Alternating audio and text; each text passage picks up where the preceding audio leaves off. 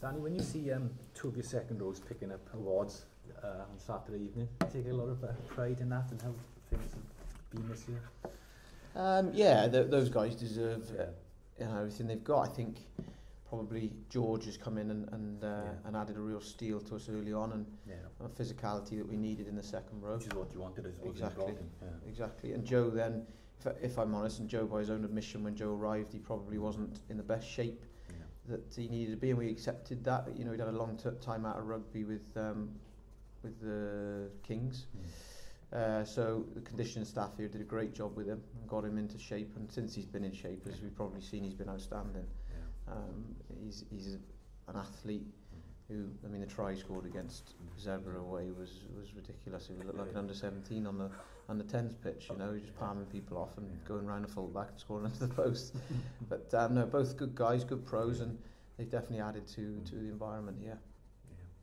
And I mean, Phil as well got a long service award. I mean, you were saying last time you were here, he's played in every single match you were in the Pro 12 this year. That's been a huge boost, I suppose. He's amazed me how well he's gone this year, and I knew Phil was a good player. I also, probably as an outsider looking in, knew that Phil didn't play as much rugby as he perhaps wanted to. This year he's done exactly that, and a run of games have probably done him the world of good. His scrum work has been excellent.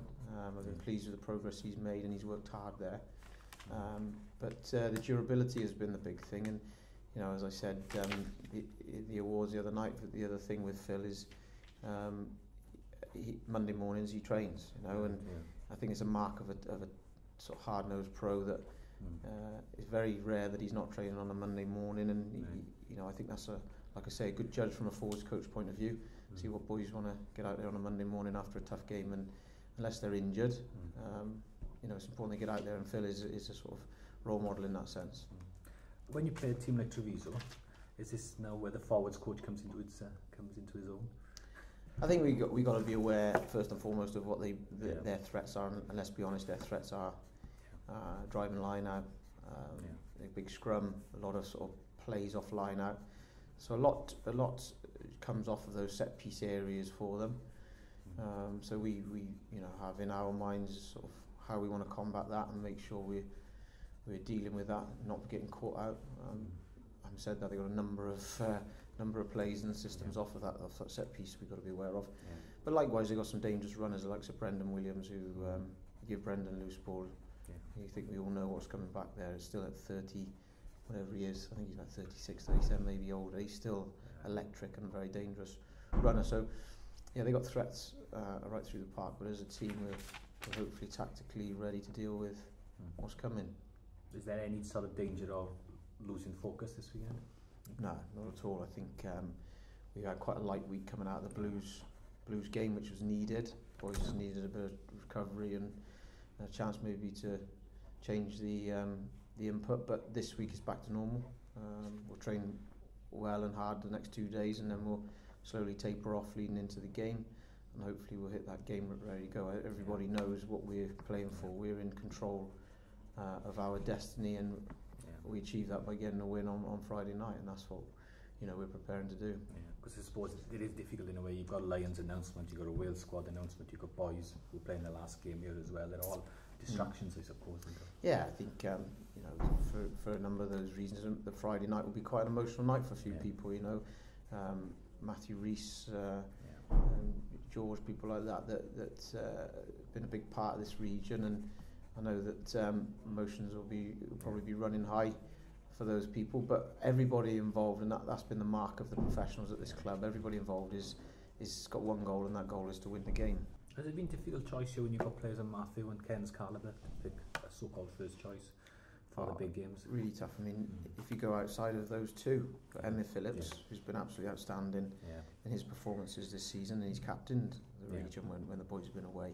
And then under that, young Kirby Myhill, who last year was a huge part of the under-20s, winning against New Zealand in the semi-final.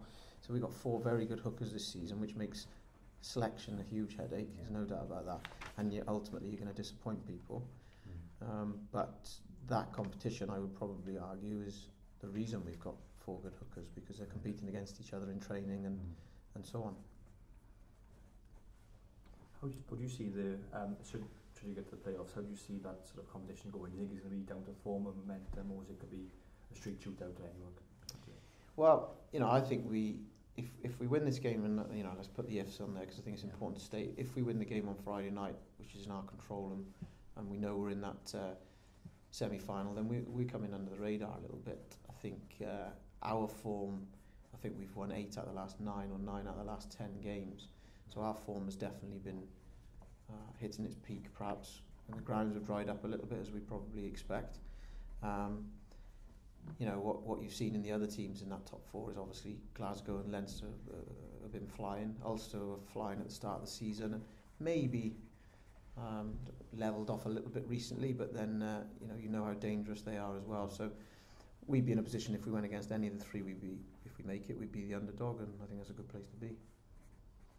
How much of a consideration will you pay to the other games on Friday night? It's obviously a simple enough equation if you win, but a bonus point's probably enough, and it may well be even a defeat would put you through. Do you have someone somewhere listening to? No, well, I think that will be the case, but ultimately, like I said, we know we win the game, we're where we want to be. So that's our objective. Our whole focus has to go on winning that game. I think it would take for us. I don't think we'd be satisfied if we lose this game on Friday night and in front of our home crowd, and we're relying on something else or someone else to be able to get us to where we want to be. We've got ourselves. We knew we had 3 home games last 3 games of the season, and we knew that if we could get ourselves into those into a position where those 3 games would have a bearing, then what a great place to be. And that's what we aimed at 3 home wins, and we need to get that 3rd from our point of view. You've got 3 international back rowers here already. Obviously, you've signed John Barclay. How big a signing is that for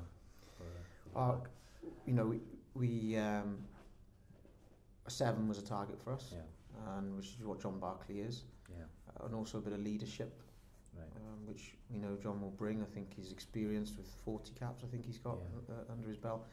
I watched his game against the Ospreys, the last game, and he was man of the match, and deservedly so. He's a good, experienced pro playing at a high level, and he's a big part of Glasgow's success. So I think he's a great signing for us, and he's going to come in with his stock proved, if that makes sense, as opposed to perhaps a big gamble. I think a lot of people know about him, and I think he's a good signing. He's only 26 as well, which is pretty good. He's been around a long time, isn't he? Exactly. So he adds experience whilst he's still got youth on his side, so it'd be good for us. Samson Lee, you knew as well as anybody what you were getting, but still over the year he's a very young tight-head prop. He's become, when not ill, your first choice, and in a scrum improvement he's been a key part of that. Have even you been a little bit surprised by it? Yeah, kind of. When I arrived, obviously having the experience of Samson, working with Samson throughout the World Cup, what was very evident was, one, how hungry and dedicated he was to his task, but more importantly, literally everybody he went up against, he had the better of. Now, 20 years old, to go against the best 20-year-olds, 19-year-olds in the world, and we played, remember, New Zealand, Argentina, big sides. He kind of straight away you saw something that was a potential for him to be able to kick on. My probably concern was how would he respond to senior rugby. He'd only played a season as semi-pro then, but early on in the games we played him, it was very evident that he was a very difficult customer to scrummage against, and even at 20 was very capable, which we've seen. I think the important thing this year, as you probably have seen as well, is that we look after him as well. I think it's important that Samson doesn't play every game.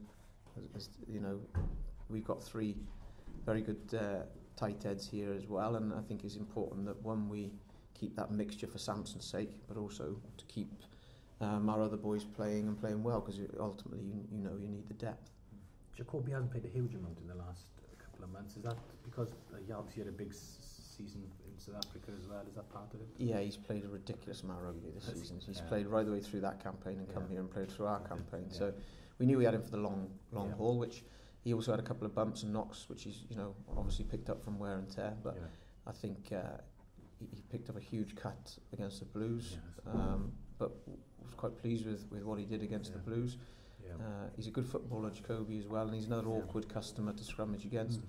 I think you know, the big picture is Jacoby will be a big part of our squad, and ultimately, again, it's about making sure he could end up playing 40 plus games of rugby at least this season, and you know, it's important that we know when to lay off him a little bit and give him that recovery. Look forward to the summer, I bet. Yeah. The same with Deeks. I mean, Deeks has had a spell with us probably for the last month. He's come off the bench a little bit, started a couple of games, and the competition there has given him a bit of a lease of life as well.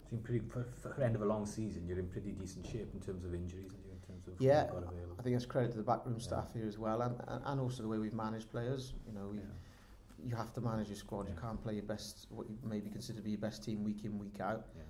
One, you don't develop a squad, which is what we're about, and it's important to us.